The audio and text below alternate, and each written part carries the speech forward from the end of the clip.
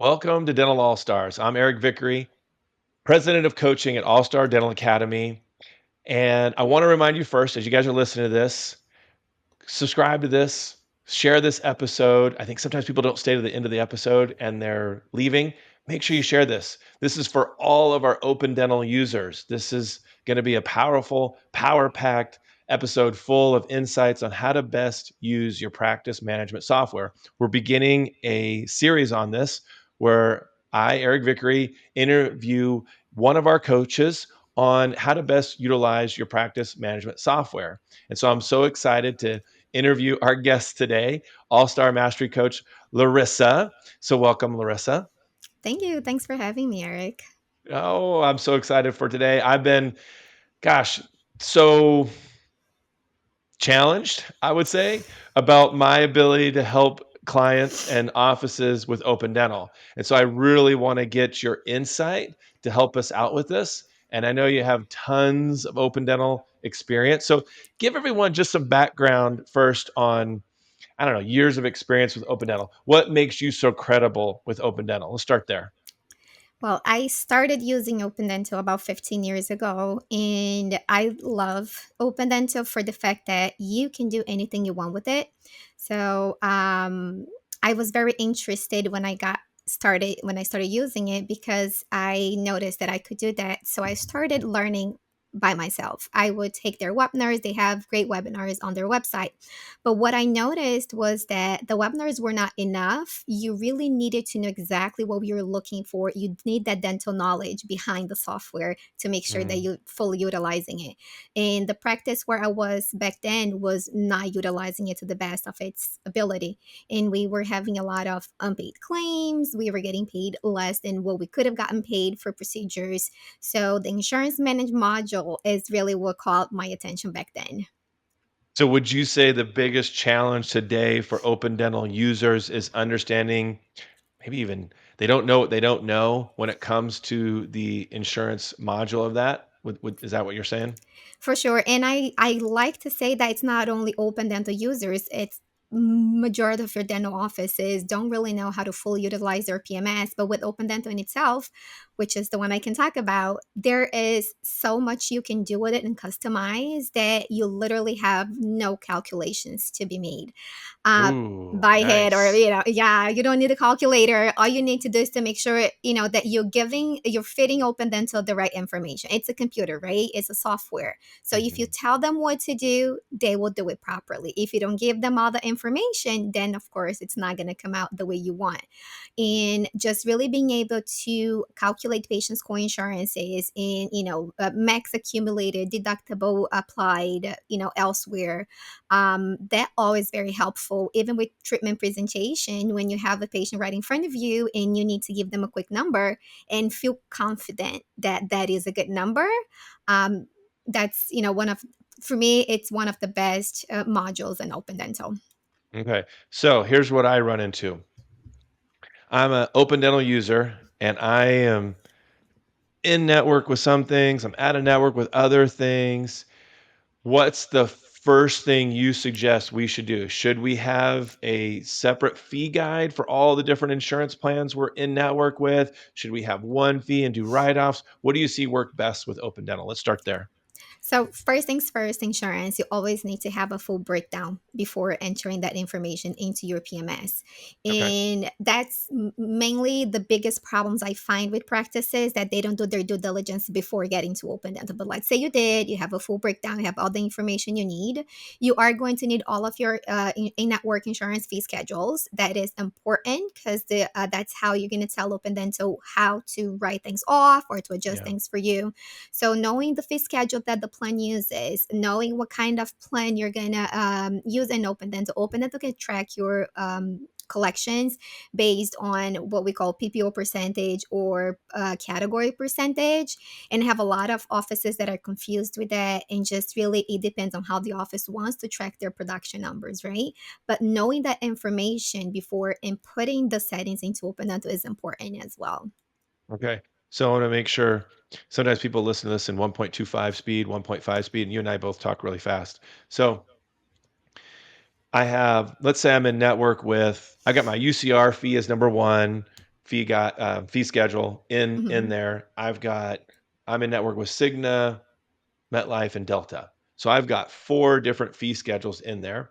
And anybody that I'm not in network with is being assigned the UCR number 1 fee schedule, correct? Correct. Okay. Mhm. All right. Yep. Now, Ricky Bobby comes in as a patient. He's got MetLife. We assign MetLife fee schedule to him, but now I got to put the insurance breakdown in somewhere else. Is that correct? It's all within that same module. So when you Okay. go into the insurance module and you're looking to input all this information, the first thing that I always teach my offices is to look up and within Open Dental if that specific plan is already within the system, so you're Good. not creating duplicated plans. Yeah. And that also helps you because if you already have that breakdown file, you don't need to do a new one. So Don't it's don't don't duplicate it because now you've got 2 plans you're trying to collect data on as you're getting EOBs back, and you're just going to have mismatch information. you will. Patched. Yeah. Yeah, it's going to be very confusing for you when looking for the plan, and again it will save you the time if again do your due diligence before. Yeah. So Yeah. when you're entering that new plan into Open Dental, you are going to choose which fee you want to use, and you would have added that fee schedule beforehand, and Open Dental will calculate the difference for you if you're going PPO percentage, which a lot of offices, if they do want to track exactly what they're writing off for PPOs, that's an amazing tool Open Dental has. And it's really accurate when you know how to use it. So, I want to make sure I understand something. Ricky Bobby comes in, has MetLife. Our normal fee for a preventive service is $100, but MetLife, it's $70. When I set it up correctly the way you're suggesting, what fee is going to hit the ledger? So it depends if you choose PPO category or percentage category. This is where I think we lose a lot of people right there because I Correct. don't know they toggle that over. They don't make the right choice here. And what happens is they're putting, you know, different options and I think they're doing that for different groups within all of Open Dental. So what do they need to do to make sure they're not getting write-offs here, not write-offs there? Just kind of just I know we're not seeing a visual, but can you Mhm. describe what needs to happen there? Thanks for bringing that up because that's it. That's actually one of the major problems we see with open dental practices. They will treat each account in a different way. Oh, this Mhm. one I want to be PPO percentage. This one I want to be category percentage. And what we need to remember is that we have to choose one way to go. If you mix them both, your For numbers are everybody. not. Yeah, Yes, the your number. whole Open Dental. Okay. Numbers are not going to be correct if you were mixing and matching the way that you want Open Dental to calculate your production for you. So if you go PPO percentage, Open Dental is going to show you office fees on the ledger, and Okay. it's going to do the write-off once you post the payment. So with that being said, the office will have inflated numbers, Yeah. right? Because Yeah. I'm thinking I produced $100, but then when I get paid, I only produce 70, and That's that right. write-off goes in there. The So, $30. mm-hmm. Okay. So Which I that's think we would prefer to do because we wanna track what that insurance is costing you. Even if you're thinking about going insurance freedom route, it'd be great to do that. Having said that, if you're already operating in the other world, which is posting the $70, producing 70, posting 70, all the net production number, we can still figure out what your gap is between that. We have a PPO write-off calculator that will help you do that. Totally separate discussion. So, what do you prefer? What do you think is easier to do in open dental? Which side of the tracks? Put the UCR $100, do the write-off, or post the 70, get paid the 70. What would you prefer? I go the PPO tracker route. I like to have the tracker filled out and then go the category percentage because I believe that when you see inflated numbers, you're not seeing the real picture. So So, you like the latter where you post 70, put mhm. 70 in, and then we figure out what your write-off is too. I'm in the same ballpark. I love that. And then I know when I get an EOB back, I build 70, it comes back and says $70. That's the amount submitted, that's the amount paid. I'm not wondering as a business owner, am I writing off too much? Am I writing off what I'm supposed to write off? Is my AR correct? All of that. So describe what they need to set up in Open Dental to do that version of it then. What's that called? The latter, right? The Yeah. category percentage way. So Okay. you would go into your insurance module, and under plan type you would have chose category percentage, and you need to make sure that you have your UCR fees or your office fees under the fee schedule. So like Eric Mhm, said before, you have to have, your first fee schedule is your office fees. Then mhm. you go into adding each specific in work insurance plans, and where the fee schedule so sorry, the fee schedule field, you would choose that insurance fee schedule. So it So could be if they have MetLife, that may be my 3rd fee schedule, which means I've already counted on the write-off in there, and I've put in their approved amounts for my practice in that 3rd column. Okay, got it. and you need to make sure that you update that fee schedule yearly. Mhm. Every January, you need to make sure that, what I always tell my office is, the end of December, have a list of all your in-network insurances. Start, looking around, see what you got, you didn't get. MetLife is one that you can get your fees online, so it's pretty quick and easy. There's other few insurance companies that you can get your fee schedule online, so you don't have to call, you don't have to wait for it to come in the mail. But it's very important that you update it at the beginning of the year every year. This is why those who think, look, I'm a big insurance freedom guy. I know you understand insurance freedom, but we have a mastery coach here for you who wants to help you. If you are in network and you want coaching with how to manage being in network, what does that look like for your practice? Larissa's your gal. She's the one that will walk you through all of that, right? Yeah, and I mean, I love dealing with insurance. I have a Mhm. passion for details and, knowing the ins and outs. But I mean, you know, insurances are not, best option for your practice, where you're writing off about 50% of your Mhm. fees. So Yeah. in order for you to be able to get out of network and feel confident in your numbers, you need insurance management. You need to make sure that you're managing your insurance plans properly and getting the most you can out of it, so you know where you stand and you're not going into it blindly, because if you go blind.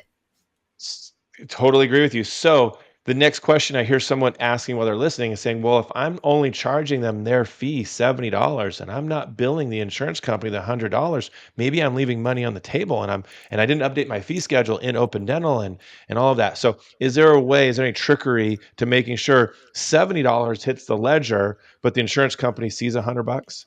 Great question, Eric. Yes, Open Dental actually has an automatic setting that every time you add a new insurance plan, there is a tab within the insurance module. It's a bit of a hidden tab where it says Other Insurance Info, and under there is a box that says Bill UCR fees, not Mm, insurance fees. there you So that, go. yeah, that's automatically checked off.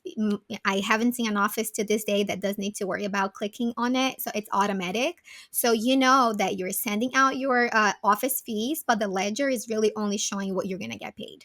Okay, so let's review that. So under other insurance info, this hidden area, go over there, make sure you're checking off the toggle that says bill UCR fees. So now Ricky Bobby's ledger says $70 because we've selected that fee schedule of 70.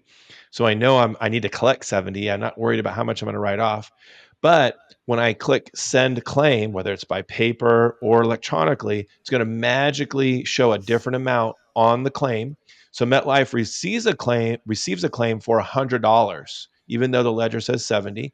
You'll get an EOB back that will say, "Hey, you submitted $100." Next column, amount approved $70, amount paid $70, or whatever the patient's copay is. Does all that sound right, Larissa? Perfect. Yeah. Beautiful. Mhm. Exactly how we do it in Dentrix land. So, okay. Ooh.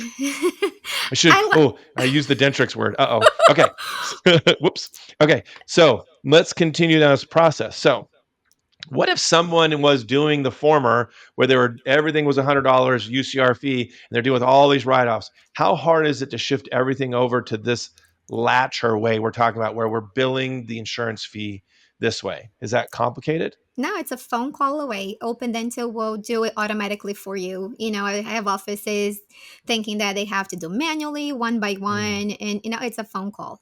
Once you do it wow. though, you can go back. So you need to be Okay. sure that you want Yeah, it. you want to do it. Okay, Dentrix, Hmm. don't listen to that because you have to do it one by one, group by group. Ooh. Okay. All right. We're gonna at the end of this, when we do this whole series through we're gonna do Open Dental, we're gonna do EagleSoft, we're gonna do Dentrix, and at the end, we're all gonna vote on which dental software is the best. So I you know know who which you're one's voting gonna for. win. You know who you're voting for. Okay. All right. So statements. Let's talk about statements. So let's say it's a little my AR is a little messed up. It's not that clear. Where do you start? How do you start cleaning it up? Where do you see the biggest issues with offices not understanding how to collect past due balances with patients, unpaid insurance balances with patients? So Open Dental have a few different type of reports that you can pull up for this, and I see many offices not utilizing the reports properly. Mhm. So, and starting with that, I would say, use your reports. Unsent claims, procedures not sent to insurance, outstanding claims, and AR, aging report. So there are four reports that you should be looking at. And there's one more for procedures not sent, which you'd be surprised. You may bill out every day, but somehow something gets, left behind. So it's very important that you're going over these five reports on a monthly basis to So make let's sure make that sure I got them.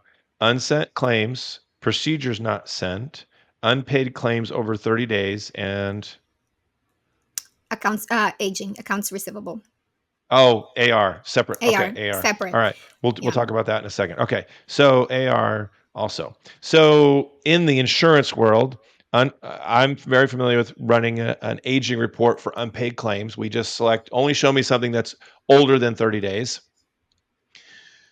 Do you have a target? Like when you run that report, you want to see what on that report? What are you hoping for? So best practices, and whenever I do say this, people look weird at me. For me, it's 14 days, Eric. It is said in this industry that if in a balance is over 45 days, it will be hard to collect. So you want to be Mhm. on top of it. And if you have the right systems in place, you can do it. It is possible. So you're Um, saying no claims older than 45 days. I mean, ideally Mhm. 14, getting paid within 14 days. Yeah, if you have your crown and you may need to send an attachment, maybe an SRP, well, come back a little, later than that, but your everyday procedures, your x-rays, cleanings, and fillings, most of your basic and preventive diagnostic procedures, you should be able to get paid within 14 days. Okay. So when I run that report, show me over 30 days, and I see anything on there, we're doing what? We're seeing a few claims on there, and how are we tackling that? So, as far as tackling outstanding insurance claims, I like to divide them weekly. If you have a lot in your report, it's hard to work through it. And it's like a Mhm. mindset thing. If you see a lot in front of you, you just can't get it through. So, Yeah. yeah. You just And say, I'm not doing that. right, and it's like unconscious. It's not like you don't want to do it, but then you get started. And trust me, coming like I'm in dentistry for a little longer than I know I'm only 18, but I've been in dentistry for 21 years.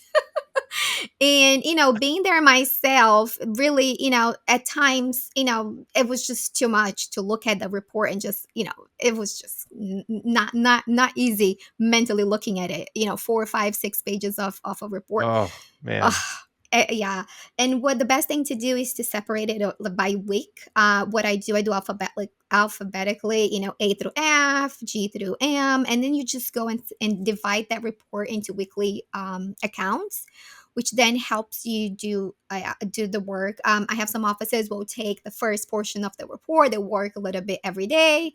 Some people just take like a half a Friday, and we'll get that done on that day. But anything that's an outstanding insurance claims that you're checking on, and your appeals and your pending claims. Now we got to look at patients' balances as well. At the same time. Yes. All right. You see the correlation here to the reports. So I make sure we're all hearing this the same way I am. So you're saying I run an outstanding claims report for over 30 days. I don't know. I've got 2 pages on there, let's say, of claims listed out. At the top, it's going to say Aetna, Aetna, Aetna. Then it's going to go emeritus, emeritus, emeritus. You're saying just divide it up alphabetically by insurance carrier. Is that what you're doing? Even by patient's name. Or by patient's name. Okay, Hmm. depending on how you run it. Okay, Yeah. so translate this for me. So on the Dentrix side, when we run the insurance agent report, it's alphabetically by insurance because if I need to call the insurance, all those patients are grouped by, hey, I'm going to call Delta. I'm going to call them for 4 claims. Is that what you're saying to do? You could, yeah, Okay, all right. and if you Open Dental has so many tips and tricks. You could literally choose the claim to show up by the last day you submitted it, by the name of the Okay, patient, or by insurance name. Yeah, insurance it will carrier. it will Okay, be easier if you do by insurance because then it's just a phone if you're call going to away. call, yeah. But all majority of your dental insurances today, they do have access, they have online portals, which is something that's also very underutilized in dental Yeah, practices. good point. Yeah, they All really right, help let's with the shift, system. yeah, to go look at those claims. And do you find that they're mostly saying we didn't receive the claim and just you're resubmitting or missing There's information? so Yeah. this is all part of your best practices for accounts receivables, right? First things first, and make sure you get all correct information when the patient calls you. That insurance information is all there. You want to make sure that the ID number matches relationship to subscriber. That's important. If that's missing, one thing that I also want to always remind my clients is payer ID. If you don't input a payer ID into Open Dental, it will not submit Mhm. your claim electronically. Yeah. So Yeah. you need to make sure. Does it when it receives it, does it the clearinghouse then just print it up and mail it to the carrier, or does it not do anything with it? From experience and the clearinghouses that I'm used to, the claim just doesn't go. This doesn't go. Okay, got it. So they should be paying attention then to their e-claim submission report as well.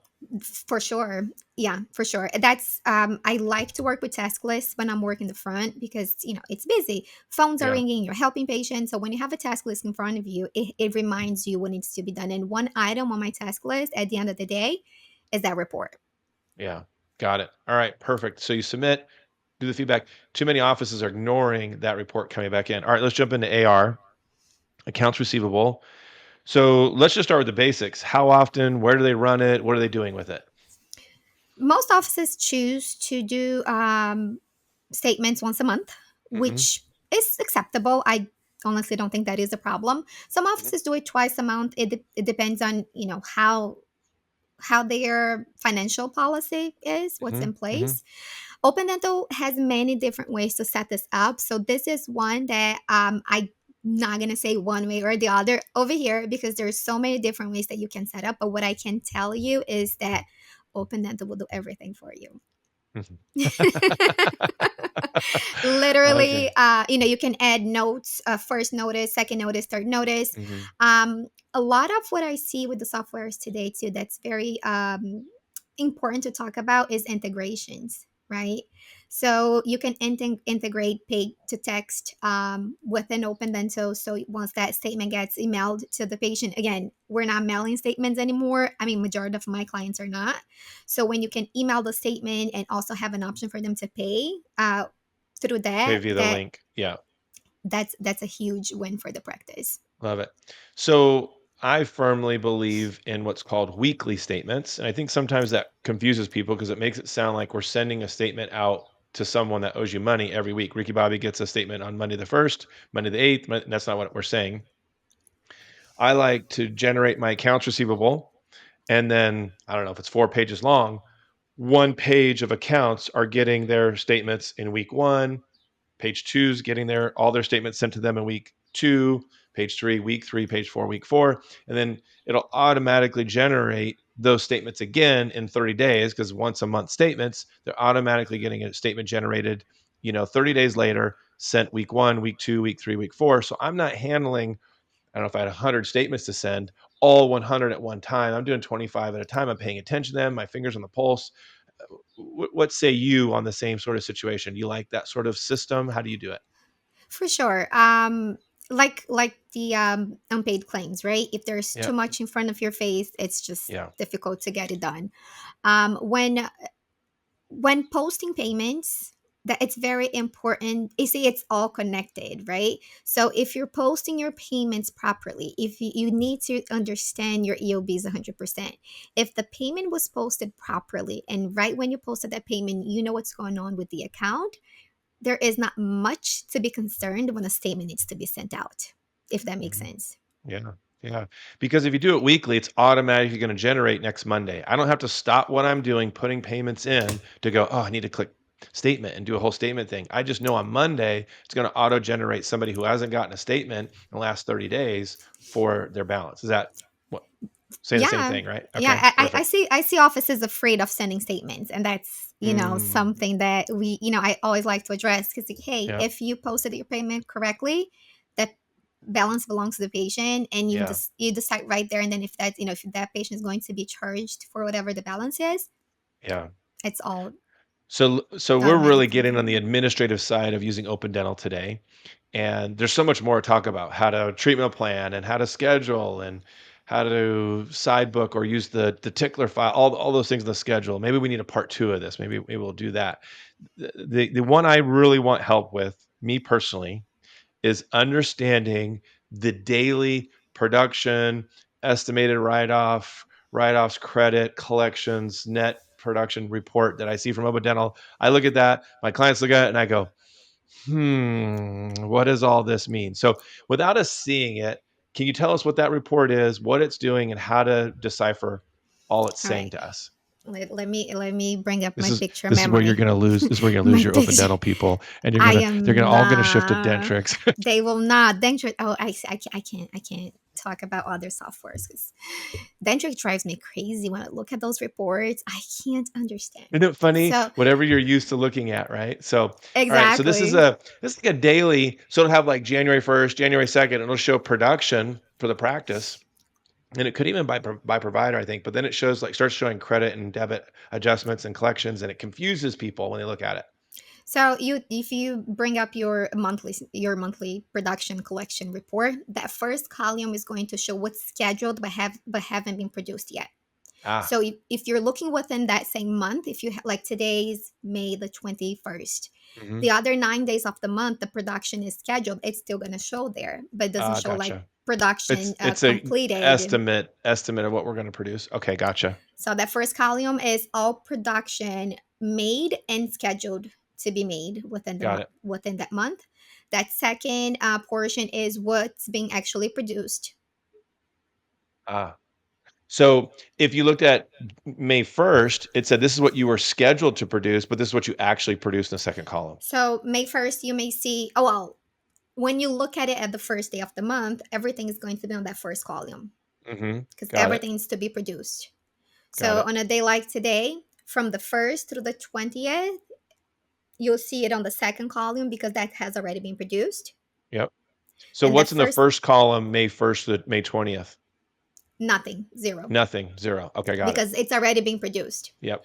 And I'm using my memory, my picture memory. Mm. Just bear with Yeah, me I here. But understand. I but get it. We're not here's sharing a screen here. Yeah. but yeah, but what we're saying is on that first column is on like mid month, right? That's hmm what's to be produced. Second column, what's being produced. You're gonna see your adjustments column and your write off column. So Uh, that's where you lose me. Adjustments and write-offs, same thing. Why is Open Dental dividing it up? What does that mean? so to me, write off is anything insurance related. Ah, okay. So that column says write-offs, insurance write-off, and adjustments, something you've chosen to write off. That's how it works.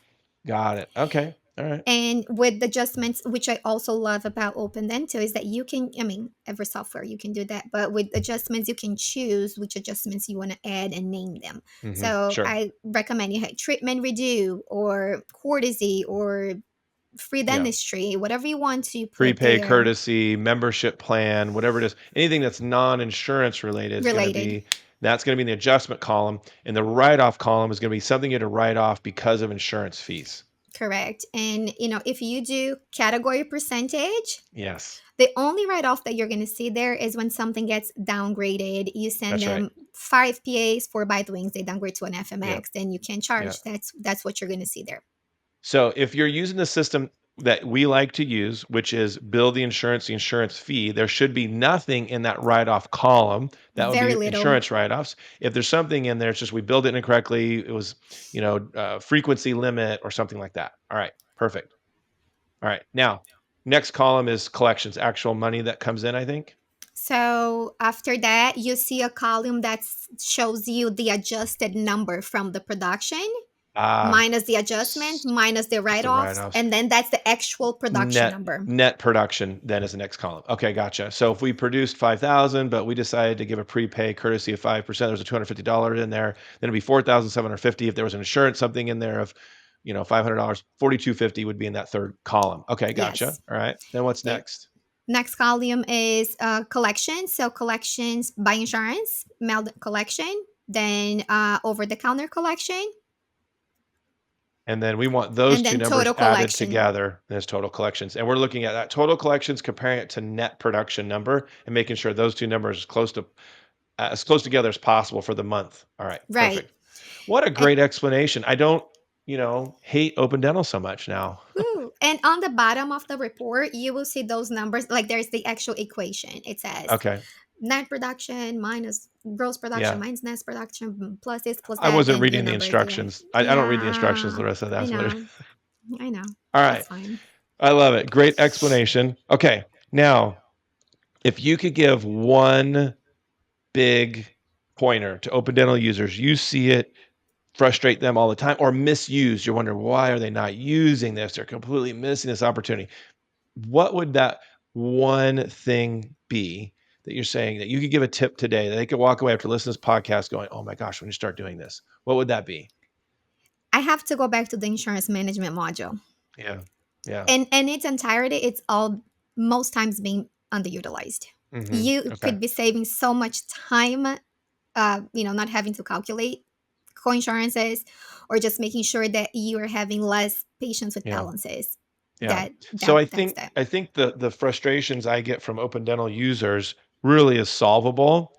They just need help in understanding how to utilize the software well. And it's unfortunately it's user malfunction. The software's great. We're joking, by the way, going back and forth Yes. about Dentrix Open Yeah. Dental. I don't hate open dental. I just am not a user of it. And so if you're not a user of it, you don't really know what you don't know, then you have someone in your corner. You have someone you could talk to. We do virtual coaching where you do a Zoom screen share. Larissa, she's doing this for one of my open dental user clients right now. She's logging in once a month with them. She's making sure they fully understand not only how to use open dental, but how to run their insurance, how to do their billing, how to make sure they're collecting the money they're producing and identifying it, and then taking those numbers and putting them correctly into the tracker as well. Because that's what we're looking at. And what happened in this situation was we were seeing just such a huge difference between what Open Dental was saying, the tracker, and I need Larissa to come in and just clarify and teach and train them. So Larissa's available for you guys if you want more help. And just email our phenomenal leader, Heather Nottingham. Just email Heather at allstardentalacademy.com, and she'll be glad to connect you with Larissa and get you dialed in with some coaching. And it's such a easy process, right, Larissa? Very easy. Very Yeah. easy. Yeah. We love it. Anything else you want to add to the Open Dental listeners today? Anything else we missed? I want us to have a final podcast whenever we get all the softwares done. Then I'll Yes. come You back. want to get one more. You want to come back after you listen to everybody else go, oh, I want to talk about that. Okay. Yes. Yes. I love it. All right. So remember, guys, please pass this on to any other open dental users that you're aware of. We would love to share this information with them. We hope it's been valuable.